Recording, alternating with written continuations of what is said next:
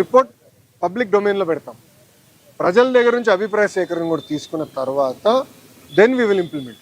తెలంగాణ జల వివాదం మీద ఏంటి సార్ చాలా ఇప్పుడు కాంట్రవర్సీ నడుస్తుంది తెలంగాణలో జల వివాదానికి సంబంధించి. అటు తెలంగాణ మంత్రులు సీఎంఏ మాట్లాడతారు, ఇక్కడ వైసీపీ వాళ్ళు మాట్లాడతారు, మీరు జలవనరుల శాఖ మంత్రి మాట్లాడతారు. అసలు ఏం చెప్తారు ఈ వివాదం మీద? రాజకీయ లబ్ధి పొందేదానికి కొంతమంది దీన్ని వివాదం చేస్తున్నారు. 2020లో అంటే అప్పుడు ఎవరు ఇక్కడ అధికారంలో ఉంది వైకాపా ప్రభుత్వం, జగన్మోహన్ రెడ్డి అనే వ్యక్తి ముఖ్యమంత్రి. అప్పుడే స్టే వచ్చింది ప్రాజెక్ట్ మీద, అది తీసుకొచ్చి ఇప్పుడు వచ్చినట్టు చెప్తున్నారు ఎవరు వైకాపా నాయకులు. నేను ఒకటే చెప్తున్నా, మనం ఇప్పుడు చేయబోయే ప్రాజెక్టులని ఆంధ్ర రాష్ట్ర భూభాగంలో చేస్తాం. అంటే గోదావరి జలాలు తెలంగాణ భూభాగం దాటి ఆంధ్రాకు వచ్చిన తర్వాత ఆ నీరుని లిఫ్ట్ చేసి రాయలసీమకి తరలిస్తున్నాం. That is the vision. అంతేగాని తెలంగాణ ప్రాజెక్ట్ చిల్లు ఎవడు పెట్టట్లే కదా భయ్, కామన్ సెన్స్. నేను ఇప్పుడు ఏమన్నానంటే మీరు చూస్తారు, వరదలు వచ్చినప్పుడు వేలాది టీఎంసీ సముద్రంలోకి వెళ్తుంది. ఎందుకు పంపించాలంటున్నా, ఒక టీఎంసీ కోసం రాష్ట్రాల మధ్యన యుద్ధాలు జరిగినాయి.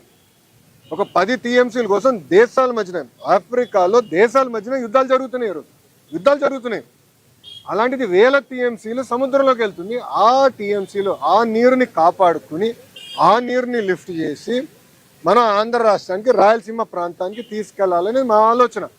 ఆ ఇరిగేషన్ అంతా నెట్వర్క్ చేయగలిగితే రాబోయే రోజు ఇతర రాష్ట్రాలు కూడా ఇవ్వగలుగుతాం. అదే నీరు తీసుకెళ్తే తెలుగు గంగా ద్వారా తమిళనాడు కూడా ఇవ్వగలుగుతాం. ఇది కేవలం మనకే కాదు, దక్షిణ భారతదేశానికి పనికొస్తుంది. ఇప్పుడు గతంలో కూడా ఇదే జగన్మోహన్ రెడ్డి పట్టిసీమ దండగా అన్నాడు. దయచేసి అందరూ ఒకసారి రిఫ్రెష్ చేసుకోండి మెమరీ. శాసనసభ సాక్షిగా పట్టిసీమ దండగా అన్నాడు. అదే వ్యక్తి పట్టిసీమ 5 సంవత్సరాలు ఆపరేట్ చేశాడు. It is a beautiful project.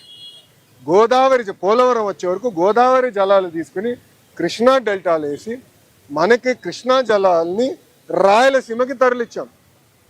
దానివల్ల గతంలో ఒక్క టీఎంసీ కోసం కొట్టుకునేవారండి. అందరు గుర్తుందా లేదా, అంతే యంగ్స్టర్స్ ఇక్కడ. అప్పుడు గొడవలు జరిగేది. ఇది ఒక్క టీఎంసీ కోసం రాజకీయ నాయకులు వెళ్ళి గొడవలు పెట్టి బలవంతంగా గేట్లు లిఫ్ట్ చేసి నీళ్లు తీసుకెళ్లిన రోజు ఈరోజు అలాంటి వివాదాలు లేవు. ఎందుకంటే విజన్తో మేము డిజైన్ చేసామని. సిమిలర్ ఈ ప్రాజెక్ట్ కూడా అదే విజన్తో చేస్తున్నాం.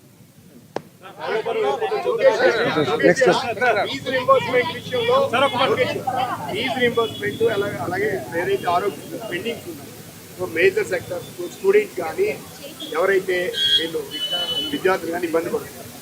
ఈ విషయం పైన నేను దీనిపైన ఆల్రెడీ చాలా క్లారిటీ ఇచ్చాను. పిల్లలకి ఫీ రీయింబర్స్మెంట్కి ఎలాంటి సంబంధం లేదు. వాళ్ళు హాయిగా వెళ్ళి చదువుకోవచ్చు.